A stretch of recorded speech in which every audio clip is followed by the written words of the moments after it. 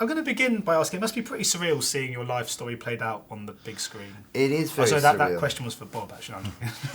Well, it is very surreal that Bob got to star as himself, and I was on set every single day, and then watching the final product is completely an amazing experience to see what they brought to the screen from it, and it absolutely honours me that they did it, and it made me well up and laugh in all the right places, you know, so I'm very pleased with it. So, I mean, are you able to sit back and just watch this like I would, like any audience member would? Or is it a bit difficult considering it's your life? Well, it's like looking at a painting of a painting of a painting, really. I mean, there's like the way the actors did it from the director's vision, from the screenplay, which came from my book, which was from my personal experiences. So, yeah, it is, I can sort of see it from a third-person view, and it, you know, it hits me in all those spots, you know, because I do remember how it really was, you know. Is there any moment in particular that you find really difficult to sort of sit through? Oh, there are a few moments. I can't really name them all at the moment, but yeah, there are a few moments in there that really like tug at my insides, yeah. So did you spend much time with Luke just beforehand trying to get to know him and kind of so that he could also get to know you, because obviously he was going to portray you, or do you think actually he was basing this more on the kind of book as opposed to meeting you in real life? Well, obviously he'd done his research, but then I went round to their place and spent a bit of time with Luke and Ruta. And then Luke called me up and said he was going to go sleep rough and busking, and he wanted me to show him the ropes. So I took him out and showed him out the busk, the tables outside pubs and stuff like that. And then he made a few quid from doing that. And then he sat outside a tube station where he was completely invisible, you know, everybody just rushing in and out, you know.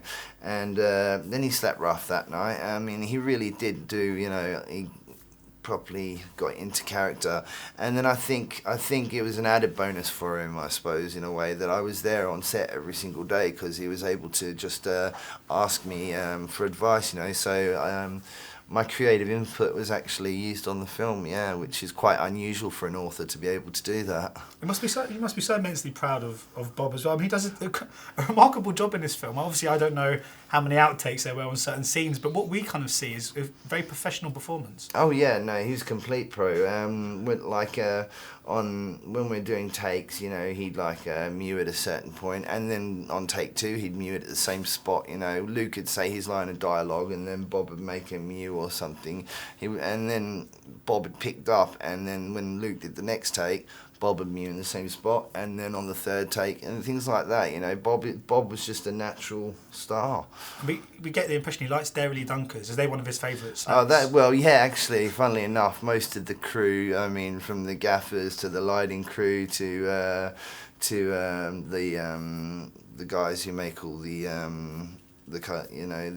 props and stuff. Everybody was carrying Dunkers around for Bob, you know, in the end, because that was like his little payment, you know. He loved those cheesy sticks. So I'd make a movie if I could just got Dairy Dunkers as my favourite. But just fine.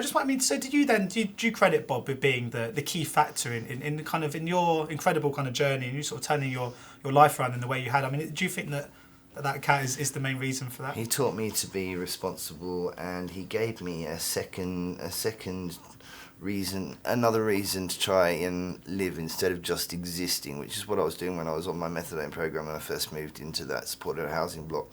But when he came into my life and he started following me around to the point that he followed me on the bus, it was like I had to start taking care of him like you would a child.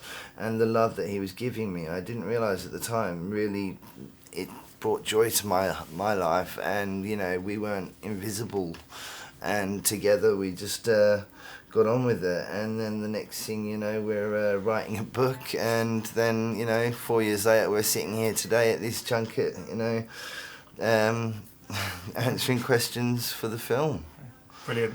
That's worthy of a high five, I think, as well. Yeah. Bob, you going to give me another high five? Eh?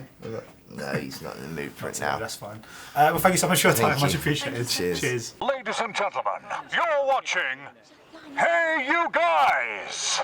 Hey You Guys, huh? Hey You Guys. Is that from the Goonies? It is indeed, yeah. Nice. Hey You